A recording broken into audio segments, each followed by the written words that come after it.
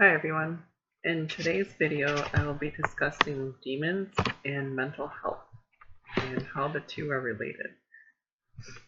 So, back at my death experience, when I realized that I was an angel and I realized that I had a demon inside of me, I realized that a lot of these thoughts that I thought were inside of my head and my own thinking was not actually my thought, and that wasn't me thinking. So a lot of thoughts, like intrusive thoughts, self-negative thoughts, thoughts of doubt, thoughts of depression, thoughts of hurting oneself, extreme anxiety, extreme depression.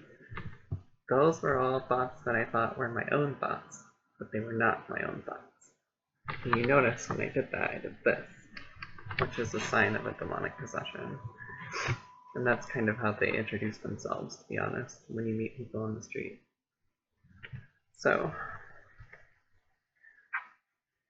for those of you who don't believe in demons, let me tell you, I believed in demons, I believed in angels, but I never knew that they were as prevalent as they are. So I thought demons was something that happened, maybe somebody gets demonically possessed, I don't know, in Italy or France or somewhere like in an old country or in an old place like Salem, Massachusetts or something like that. I thought like demons were just not that prevalent. They weren't really a threat, something to worry about. I didn't realize that I was possessed myself. I had no idea. I lived 31 years of my life possessed without knowing it. I was possessed since birth. And I found that out after I died. So, living after that in my life after that, I've come to learn a lot of signs about demons. So, one of the signs a demon makes is they will go like this, with their hand across their body, which is American Sign Language or My Way, which is what we teach kids with autism. When we teach them in autism non-verbally to say my way, is we do this. And that's exactly what demons do. They go, we are legion. And that's what they say. Another way to identify a demon is after talking for a while, they will stick their tongue out like this. Just really quick. So if you notice you're talking to somebody and they do that a lot, maybe they're possessed. Another way they identify themselves is by moving their tongue side to side like this. And I did it really slowly.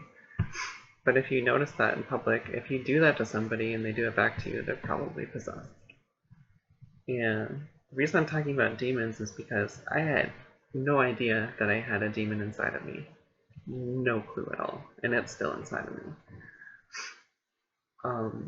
People living their everyday life, they have demons in them. Demons probably affect 90% of the population. People just don't realize it. They think these thoughts are their own.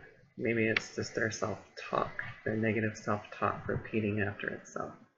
They think they have extreme depression, major depressive disorder, extreme anxiety, generalized anxiety disorder.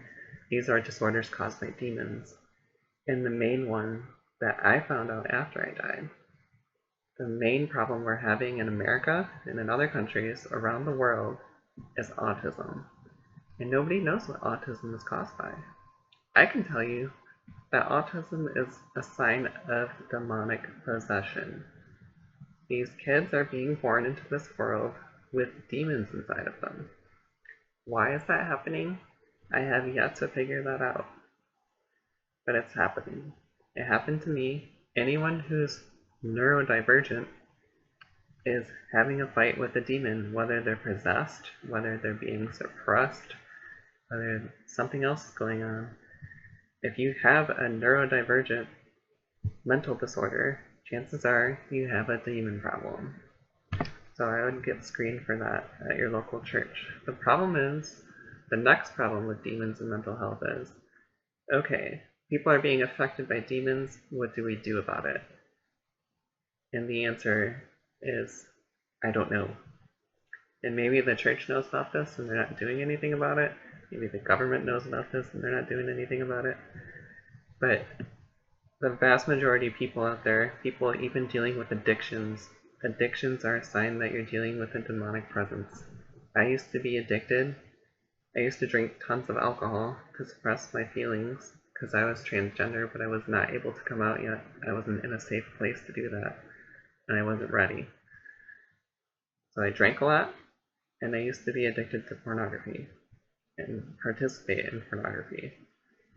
And those two things were the addictions in my life. And those two things that I was addicted to in life was exacerbated by the demon problem. So I believe that all addictions in this world are caused by demons. So, just to put that message out there. Any thoughts or comments, you can leave them down below. But I just wanted to get that message out there, that demons are a prevalent issue in this country, in this society. The rates of mental health continue to skyrocket. Okay. They're going out of control, especially with autism. And it's because there's more and more sin in this world. And there's more and more demons roaming about. They're just out there. I can't see them. They live in another dimension, but they're there. And if you have any questions or concerns or comments, just let me know. Feel free to chat about it, and I'll respond down below. Have a good day.